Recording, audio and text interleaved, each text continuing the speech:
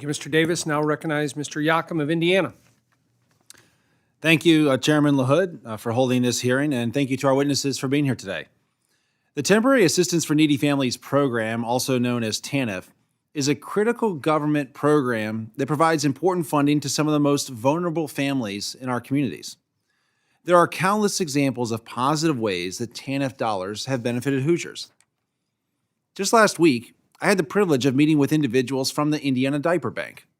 They shared how through TANF funding and community partnerships, they were able to distribute over 7 million diapers last year across the Hoosier state.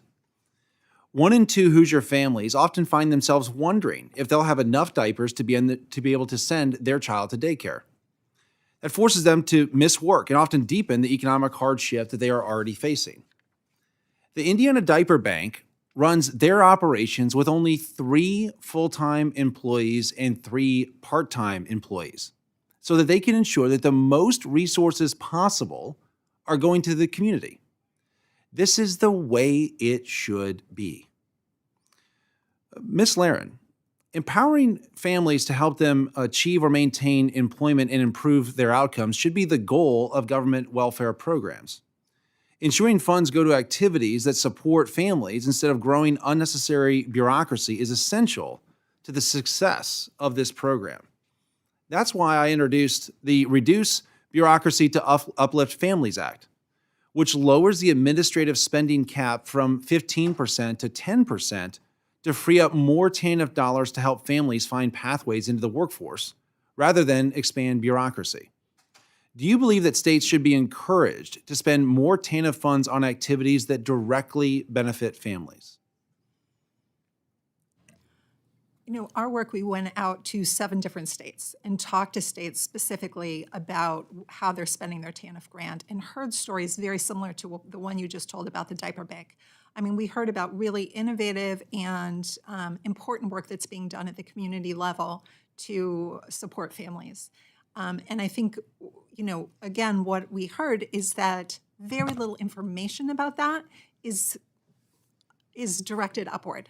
So at the federal level, we're not necessarily hearing these stories because there are no reporting requirements to provide information to the federal level on how TANF non-assistance funds are being spent. So do you generally believe that more TANF dollars from the federal level should be spent on direct benefits to families as opposed to the administrative overhead in the individual states? Yeah, I think what we saw is that is where the money is going. It is going to benefits and programs that are helping low-income families.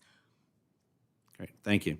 I think Indiana, by the way, is doing a great job in this area to keep their respective administrative costs down today at about 6%, which frees up more funds to support families. And what we'd like to see is more states follow the Hoosier model. Another important part of ensuring that funds go to those who need it most is rooting out waste, fraud, and abuse.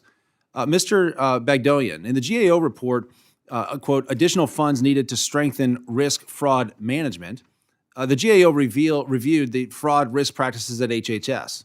The report shared how most states disperse funds through electronic benefit transfer, or EBT cards, which allow people to withdraw cash and make purchases. GAO uncovered how EBT cards were sold on an e-commerce website with values from $100 to over $5,000.